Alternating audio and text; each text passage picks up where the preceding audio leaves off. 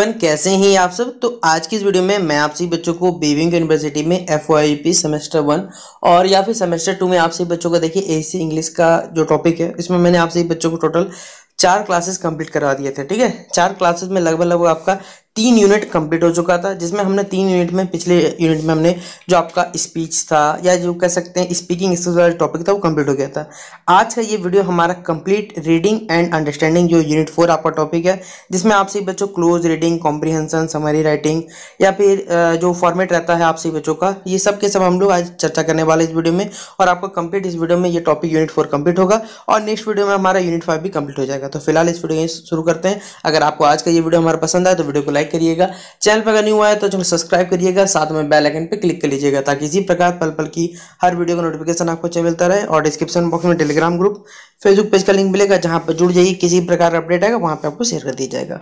ठीक है, क्या है हमारे पास, आपको एक कॉम्प्रिहेंशन दिया रहेगा या फिर एक पैसेज दिया हुआ रहेगा और आपको कुछ सवाल पूछा जाएगा। इसी को बोलते हैं अनसीन प्रोज पीस बोला जाता है। एक हमारे पास आएगा अनसीन पोएटिक पीस। ठीक है, इसमें मतलब पोएम दिया हुआ रहेगा और पोएम से जुड़ा हुआ सवाल पूछा जाएगा। जैसे ये आपके पास एक पैसेज दिया हुआ है, पहले इस पैसेज को आपको क्या करना पड़ेगा, पढ़ना पड़ेगा। तो जैसे कि इस पैसेज में देखिए बताया हुआ है कि the Supreme Court has today ordered that tourism be ban in core areas all tiger reserve in our country. यानी सुप्रीम कोर्ट ने बेसिकली क्या किया है, जो टूरिज्म जो होता है, यानी जो लोग एक दूसरे जाते हैं या फिर जो मोस्टली जो इलाका जहाँ पर टाइगर रिजर्व है, उन कोर एरियाज को बेसिकली वहाँ पर टूरिज्म को बैन कर दिया है। It has said that this ban should continue till it passes final orders in the matter field by Bhopal based environmental protection NGO Prarthana. ये जो बेसिकली बैंड है, इनके पीछे कारण बताया गया। NGO के नाम का, पत्र नाम का NGO जिनके द्वारा ये अप्लाई करवाया था। The NGO is demanding a ban on tourism in core areas tiger reserve while it can continue in the buffer areas of tiger. देखिए, ये जो NGO बेसिकली यही डिमांड किया था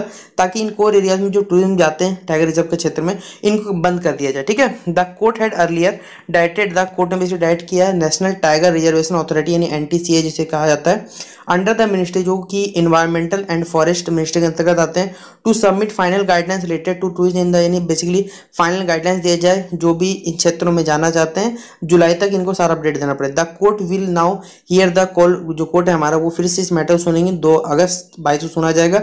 next to exam the guideline submitted, guideline जल्दी से जल्द जो भी है वो अथॉरिटी के द्वारा सबमिट किया जाएगा। The court also said why should tourism be allowed, court ने बेसिकली कहा है कि टूरिज्म जो बेसिकली वो कोर एरिया में क्यों अलाउ है। Tigers are practically on the verge of extinction whatever the study. देखिए, टाइगर्स की जो कह सकते संख्या वो लगातार देखिए कम होती चली जा रही है। ऊपर से इन क्षेत्रों में अगर कह सकते जो कैसे जो टूरिज्म है या जो यात्रीगण जाएंगे तो जिनसे क्या होता है, उनका माहौल बिगड़ता है, जिस वजह से प्रजाति भी कम देखने मिला हमें। अब अगला बताया हुआ यहाँ पर कि opposing the ban on tourist from core regions of tiger proposed by the environmental ministry, travel operators for tigers have said that wildlife tourism was saving forest. देखिए, अब सीधा बात है, ऑब्वियसली बात है, एक जन बैन करने की बात करेगा तो एक उसको रोकेगा कि भाई क्यों होना चाहिए, क्या कारण है। तो एक कह सकते हैं जो TOFT यानी जो ट्रैवल ऑपरेटर फॉर टाइगर के जो कह सकते मिनिस्ट्री है, उनके द्वारा बताया जा रहा है कि वाइल्ड लाइफ टूरिज्म जो है वो बेसिकली क्या करता है, टाइगर और फॉरेस्ट को क्या करता है, बचाने का काम करते हैं। They added tourism insured better security, tourism को बेसिकली क्या बेटर सिक्योरिटी दिया जाता है टाइगर से बचने के लिए, या फिर एंटी जो पोचिंग यानी जो शिकार होता है उनसे भी यहाँ बचाया जाता है, इनके द्वारा कथन दिया हुआ है। It made forest personal highly accountable, the forest department of many states are already in direct need of forest rangers officer, without the indirect help they get observant traveller, they task to check the safety of tigers becoming lot more. देखिए, जो भी tiger, जैसे आपने देखा होगा कि बहुत सारे लोग क्या करते हैं, जंगल जाते हैं टाइगर देखने के लिए, ये देखने के लिए, लेकिन उससे क्या होता है, भले टूरिज्म आता है, नो डाउट कि नहीं आता, और इससे क्या होता है, एक टाइगर्स और कह सकते हैं जो एनिमल्स में जो रिश्ता होता है वो भी लगातार देखिए बढ़ता चला जाता है। ठीक है, अब ये सबके सब विचार अलग अलग हो सकते हैं। तो फिर बताया हुआ है कि the chairman said that a ban on, chairman ने बिजली क्या किया, वाइल्ड लाइफ टूरिज्म को बैन करने का वाज नॉट द आंसर, ये राइट नहीं बताया हुआ है। अ रिसेंट टूरिज्म स्टडी एक निकला गया था कि 70% ऑफ रिसोर्स आउटसाइड जो है कॉर्बेट नेशनल पार्क के अंदर where venues for weddings and parties rather than eco tourism. देखिए, ये सबके सब बताया हुआ है कि जो कॉर्बेट नेशनल पार्क है उसमें 70% जो रिजॉर्ट है वो बेसिकली एंगेज्ड है वेडिंग और पार्टीज जो इको टूरिज्म के अलावा, highlighting the fact that good tourism include होता है जिसमें लेजिटिमेट लिवलीहुड होता है रहने के लिए, ये चीज बताया हुआ है। अब अगला बताया हुआ है emphasizing that the alternative was to ensure implementation rule, यानी रूल्स एंड रेगुलेशन अप्लाई होगा। अब उसके बाद क्या चीज अप्लाई होगा क्या नहीं, इतना बड़ा हमारे पैसे दिया होगा, इनसे क्या होता है, पोचिंग बैंड होता है, या फिर जो गेजर्स रहते हैं उनका भी यहाँ पर बैंड होता है, जिससे हमारा जंगली जानवर या कह सकते हैं हमारे जो वन्य जीव है वो सभी सुरक्षित रहते हैं। इस प्रकार से एक पूरा पैसे दिया हुआ है।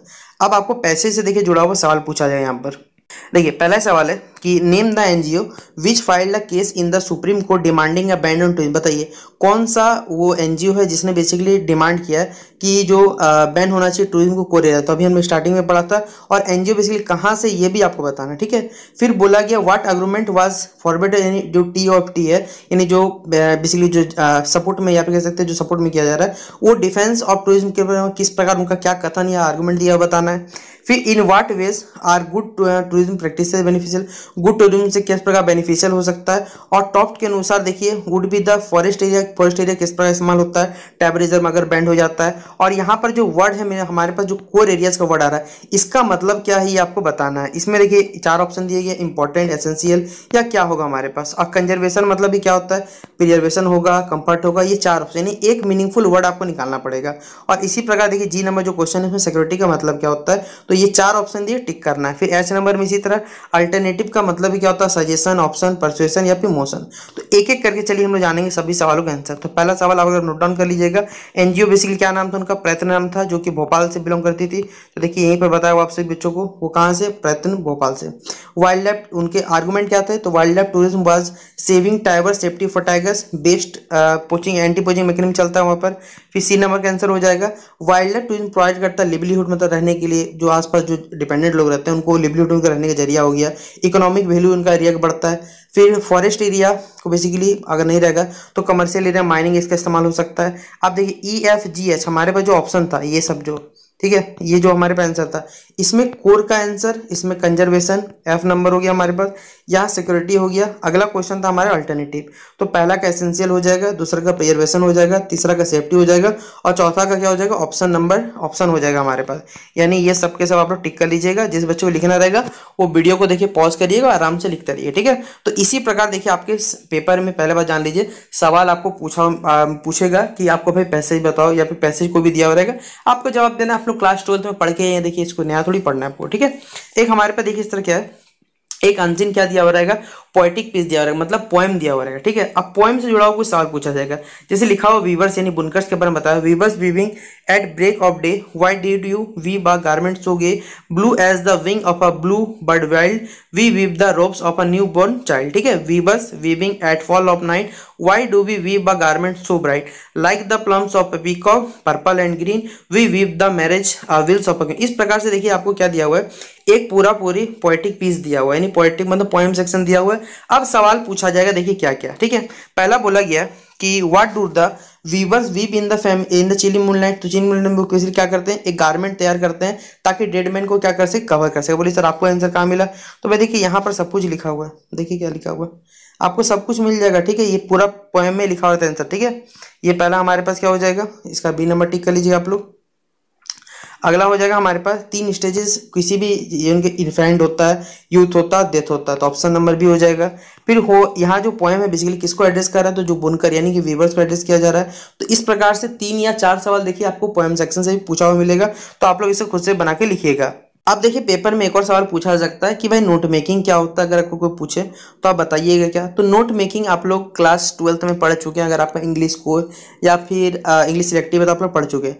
तो नोट मेकिंग मतलब अगर आपकी भाषा में कहा जाए, जैसे आपने 11th 12th कहीं से भी क्लासेस किए होंगे, आप आर्ट साइंस कॉमर्स जिस भी स्ट्रीम से बिलोंग करते होंगे, तो आप सही बच्चों को क्या क्लास में जो पढ़ाया जाता है तो टीचर बोलते भाई अपना नोट्स बना लो, उस नोट्स को क्या रहता है शॉर्ट रूप में लिखा रहता है, आप उसे पढ़ के समझ लेते हैं और अपने बिजनेस काम करते हैं। तो नोट मेकिंग एक क्या है हमारे पास, एक यूजफुल स्किल है। इसके थ्रू हम लोग कह सकते हैं इसमें क्या क्या होता है, एक यूजफुल एक्सरसाइज है, प्रैक्टिस है जो रीडर्स के लिए काम आता है। इससे क्या करते हैं हम लोग समराइज करते हैं, मतलब बहुत सारी इन्फॉर्मेशन को भाई छोटे रूप में लिखते हैं ताकि हमें समझ आ सके कि हमने क्या लिखा। और ये हर आदमी का देखिए नोट मेकिंग अलग होता है, इसलिए कोई नोट्स बनाता है तो भाई गलत करता है, किसी से नोट्स लेता है, भाई खुद का नोट्स खुद बनाओ, ये सबसे जरूरी रहता है। The condense form can be used whenever, जब आपको जरूरत पड़ता है तो भाई आप लोग इस्तेमाल कर सकते हो। तो ये नोट मेकिंग का परिभाषा लिखिएगा। फिर इंपॉर्टेंस क्या है नोट्स का, देखिए ये पूछा जाता है पेपर में सवाल है।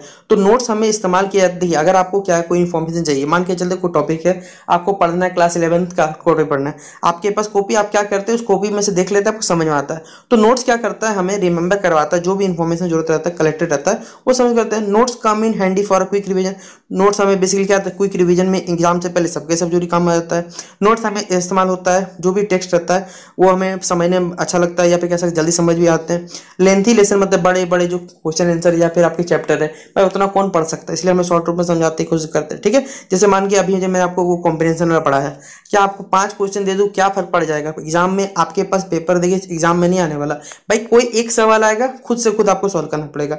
तो ये हमारा क्या होता है, नोट मेकिंग होता है। अब इसी जुड़ा हुआ देखिए एक सवाल है, एक दिया हुआ है आपको पैसेज दिया हुआ है, हम बोले सर पैसेज अभी तो हमने जो सॉल्व किया भाई, ये वो पैसेज नहीं है, ठीक है। इसमें से आपको कुछ क्वेश्चन से पूछा जाएगा, वो आपको सॉल्व करना पड़ेगा। जैसे देखिए यहाँ लिखा हुआ है इंफॉर्मेशन टेक्नोलॉजी यानी आईटी सेक्टर जो बेसिकली हमारा है, and library services are two faces of the same coin. Basically एक ही सिक्के के दो पहलू आप कह सकते हैं, आईटी सेक्टर और लाइब्रेरी। इन अ विलेज, अगर हम ग्रामीण क्षेत्रों में बात करें, setup mostly the young and the old use libraries and the middle age make little use of this. अगर ग्रामीण क्षेत्रों में बात करें तो जो यंग है, ओल्ड है, मैन है या मिडिल एज, सभी देखिए हल्के फुल्के लाइब्रेरी यूज कर सकते हैं। They need job related information to update this. उनको क्या रहता है, अगर हम लाइब्रेरी जब यूज करते हैं तो बेसिकली हमें जॉब रिलेटेड इन्फॉर्मेशन मिलता है, हम अपने स्किल को बेहतर कर सकते हैं, नॉलेज को बढ़ा सकते हैं। The library information service play a dominant role in catering to education. Library और इन्फॉर्मेशन एक इंपॉर्टेंट रोल प्ले करता है हमारे एजुकेशन सेक्टर में। इन्फॉर्मेशन बताता है हमारी रिक्वायरमेंट, सोसाइटी में जिस प्रकार जरूरत पड़ते हैं उस हिसाब से हम लोग पढ़ते हैं तो अपने आप को ढाल लेते हैं। Library is an instrument of, library basically क्या इंस्ट्रूमेंट या फिर कह सकते हैं सोशल चेंज में इंपॉर्टेंट रोल प्ले करता है। All along the concept of library has been associated with literacy in book. Library की जो कंसेप्ट बेसिकली वो कह सकते हैं लिटरेसी से जुड़ा हुआ है और किताबों से जुड़ा हुआ है। एंड लाइब्रेरी जो रहता है, लाइब्रेरी जो होता है बेसिकली वो उस जगह का कीपर होता है, उसको सारा नॉलेज रहता है भाई बुक कहाँ है, क्या सब कुछ मिलने वाला है। Concurrent with changes in society, the concept library has changed. It is a multimedia center and a place for learning resources for the literate as well as illiterate. यानी देखिए बेसिकली अगर आज की जब हम बात करें तो भाई लाइब्रेरी वो जगह हो गया जहाँ पर सभी लोग आगे पढ़ सकते हैं, लिटरेट हो इलिटरेट सभी लोग पढ़ने के लिए। एजुकेशन जो है किसी भी इंडिविजुअल अचीवमेंट या फिर कह सकते हैं नेशनल स्टैंड के लिए बहुत ज़्यादा जरूरी है। Integrated approach in starting at least or reading room in every hamlet is the need of our coordination between the Department of Education and Panchayati Raj in spreading the library movement is of paramount importance. Amalgamation of adult education programs with the library program also needs to be given greater thought. The school can function in a hamlet or a village serving the most common needs of student. देखिए अगर बात किया जाए तो हमारे पास coordination होना चाहिए department of education और पंचायती राज में इस लाइब्रेरी का या लाइब्रेरी मूवमेंट का यहाँ स्प्रेडिंग होना चाहिए, ताकि हर ग्रामीण क्षेत्रों में से लाइब्रेरी खोल सके जहाँ पर आराम से लोग आके पढ़ सके, या फिर किसी भी स्कूल के जो छात्र छात्रा है वो भी उस इलाके में जाकर पढ़ सके आराम से। तो स्टूडेंट्स के लिए सभी के लिए बेटर है एक लाइब्रेरी होना। The massive permanent buildings for weaker section rural area should earmark at least one house for every 10,000 in every cluster for library. देखिए यानी बात किया जाए तो इस प्रकार से देखिए यहाँ बताया हुआ कि हर 1,000 घर पे कम से कम एक लाइब्रेरी होना चाहिए। Services, the services of a retired teacher for retired employ, एक सर्विसेज भी हो जाएगा, आसपास जगह रहेगा तो लोगों के पास सुविधा भी रहेगा, इंटरनेट कनेक्शन रहेगा तो बच्चे भी पढ़ सकते हैं। इस प्रकार देखिए लाइब्रेरी से जुड़ा हुआ एक टॉपिक आपको दिया हुआ मिल सकता है या फिर कोई भी टॉपिक मिल सकता है। अब आप देखिए क्या होगा, क्या पेपर में आपसे पूछा जाएगा बच्चों को पता है, यहाँ लिखा हुआ देखिए पढ़िए, on the basis of your reading of your basis please make notes on it. यानी आपको इसमें क्या बनाना है, नोट्स बनाना है, और इसमें हेडिंग्स का इस्तेमाल करना है, सब हेडिंग्स इस्तेमाल करना है। आप इसमें कुछ कुछ छोटे फॉर्म्स के इस्तेमाल कर सकते हैं, यानी शॉर्ट नोट्स बना सकते हैं जहां आपको जगह जरूरी लगे या फिर, ठीक है। तो सबसे पहले देखिए आपको क्या करना पड़ेगा, यहाँ पर आपको क्या करना है, नोट्स बनाना है। तो हमारे पास टाइटल डाली है यहाँ पर जिसे लिखा हुआ है changing role of libraries note. सबसे पहले हमने टॉपिक यहाँ डाल दिया कि चलिए जो टॉपिक है उसका टाइटल बनाया, ठीक है। अब इसका सब हेडिंग, ये हमारा टॉपिक का हेडिंग हो गया, टॉपिक का भी जो छोटा पार्ट हो गया वो सब हेडिंग कहेंगे, ये हेडिंग्स ये सब हेडिंग। तो यहाँ पर सब हेडिंग में डाल दिया new role of rural library, जो ग्रामीण क्षेत्रों में उन जो कह सकते हैं जो रूरल लाइब्रेरीज हमारे पास उनका क्या योगदान है। तो उनके योगदान के बारे में बताया हुआ है कि पहला पॉइंट है क्या, to give job related information, यानी जॉब रिलेटेड इन्फॉर्मेशन आपको देगा, आपको बताएगा एजुकेशनल जो भी रिक्रिएशन हम लोग कर सकते हैं उसकी जरूरत है किस प्रकार हम पूरा कर सकते हैं। ये मल्टीमीडिया सेंटर बन सकता है जहां पर लिटरेट और इलिटरेट पीपल आ सकते हैं। यानी एक पॉइंट का हमने क्या किया, मान लीजिए हेडिंग है, इसका सब हेडिंग हमने तैयार कर लिया, छोटे छोटे फॉर्म्स के रूप में इस्तेमाल कर लिया। अगला बताया हुआ है इसका इंटीग्रेटेड अप्रोच क्या क्या हो सकता है। इससे हम लोग क्या कर सकते हैं, कोऑर्डिनेशन बैठा सकते हैं एजुकेशन डिपार्टमेंट के बीच में, पंचायत सिस्टम के बीच में, अमलगेशन हो सकता है जो एडल्ट एजुकेशन हो गया विद लाइब्रेरी प्रोग्राम उनके बीच में बैठ सकता है, स्टेट और सेंटर के बीच में कोऑर्डिनेशन स्थापित हो सकता है। अब देखिए क्या क्या हम लोग इंप्लीमेंट कर सकते हैं, ये भी हमारा पॉइंट बन सकता है। तो यहाँ पर एक लाइब्रेरी प्रत्येक 1,000 घर के लिए हो सकता है, एम्प्लॉयमेंट हो सकता है ताकि जो लोकल रिटायर्ड पर्सन उनको जॉब मिल सके। यहाँ पर टीवी, इंटरनेट, इन सब की फैसिलिटी स्टार्ट हो सकती है। माइंडेबिलिटी, अफोर्डेबिलिटी, एक्सेसिबिलिटी, सस्टेनेबिलिटी, ये सब के सब चीज वहां पर होना चाहिए, ये हम लोग सजेशन ग्रुप बता सकते हैं। यानी आप हेडिंग भी बताइए, सब हेडिंग बताइए। अब इसी सवाल से जुड़ा हुआ देखिए पूछा जाएगा कि भैया आपने ये जो पूरा पैसेज पढ़ा इसका एक समरी बताइए, यानी कि आप निष्कर्ष बताइए कि आपने इससे क्या सीखा या क्या नहीं सीखा। तो इसको आपको जितना, देखिए समरी राइटिंग अलग अलग होता है भाई, जितना शॉर्ट लिख सको उतना ज्यादा सही रहता है। यहाँ पर मैंने कंडीशन लगाया हुआ है कि भाई आपको कितना वर्ड्स में लिखना, 80 वर्ड में लिखना है। तो 80 वर्ड में देखिए यहाँ बताया हुआ है कि rural libraries can provide job related, जो ग्रामीण क्षेत्र में लाइब्रेरी बेसिकली वो जॉब रिलेटेड इन्फॉर्मेशन बताता है हमें। एजुकेशनल नीड्स को, हमारा जरूरतों को पूरा करता है। हमें मल्टीमीडिया सेंटर रूप में इस्तेमाल करता है, रिलेटेड और रिलेटेड पीपल के बीच में, स्टेट और सेंटर के बीच में कोऑर्डिनेशन स्थापित करने में मदद करता है ताकि एजुकेशन डिपार्टमेंट, पंचायत राज के बीच में एक कोऑर्डिनेशन बैठ सके। हेल्थ एजुकेशन शुड बी अमलगेटेड हो सकता है लाइब्रेरी प्रोग्राम के साथ। एक लाइब्रेरी कम से कम 1000 प्रति 1000 घर में होनी चाहिए ताकि जहाँ पर जो रिटायर्ड पर्सन है वहां पर काम कर सके लाइब्रेरी के रूप में। लाइब्रेरी का इस्तेमाल TV, internet, e commerce centre, जहां पर एक ऐसा जगह जहां पर हर चीज का अफोर्डेबिलिटी हो, एक्सेसिबिलिटी हो, सस्टेनेबिलिटी हो। तो इस प्रकार से आप इसका क्या बनाइए, समरी बनाइएगा। तो आपको पेपर में कभी भी अगर पैसेज दिया हुआ रहेगा, नोट मेकिंग बनाने बोले, शॉर्ट हेडिंग लिखने बोले, हेडिंग्स लिखने बोले, तो आप लोग इस प्रकार से पेपर में आराम से बना के लिख सकते हैं। अब तो ये वाला टॉपिक हमारा पूरा कंप्लीट होता है। आशा करूंगा कि आपको आज का ये वीडियो हमारा पसंद आया होगा। वीडियो हमारा यूनिट 5 होगा जिसमें writing skills, documenting, report writing, notes making या लेटर राइटिंग, ठीक है। ये जो 5 आपके टॉपिक बचते हैं यूनिट नंबर 5 में, वो पूरा कंप्लीट हो जाएगा। और एसी इंग्लिश का पूरा सिलेबस बीविंग यूनिवर्सिटी के अंतर्गत सेमेस्टर 1 और सेमेस्टर 2 एसी इंग्लिश का जो सिलेबस दिया हुआ वो पूरा हो जाएगा। इसके बाद आप सही बच्चों का पेपर में जो भी सवाल आएगा, एक एक सवाल आप सही बच्चे आराम से बना पाइएगा। इसमें आप सही बच्चों को 50 नंबर, जो आपका पेपर होने वाला बेसिकली 50 नंबर का होगा, उसमें से आप सही बच्चे आराम से 45 प्लस स्कोर करिएगा। क्योंकि कुछ बच्चों का दिक्कत जरूर होगा क्योंकि वो वीडियो को बेसिकली स्किप करते हैं या सुनते नहीं है। लेकिन अगर मेरे हिसाब से जो बच्चा अगर प्रॉपर सुन के अपने नोट्स अगर खुद से बनाता है तो आप सही बच्चों को कोई भी दिक्कत नहीं आएगा। 45 प्लस स्कोर आप आराम से इस पेपर में कर सकते हैं। बाकी आप सही बच्चों को हमारे चैनल पे, आप सही बच्चों को जो भी पेपर होगा, चाहे वो डिजिटल एजुकेशन हो या मैथमेटिकल हो, वो सारा अपलोड कर दिया गया है। तो चलिए मिलते हैं नेक्स्ट वीडियो पे। अगर वीडियो पसंद आओ तो वीडियो को शेयर करने कोई कमी मत करिएगा। तब तक के लिए जय हिंद।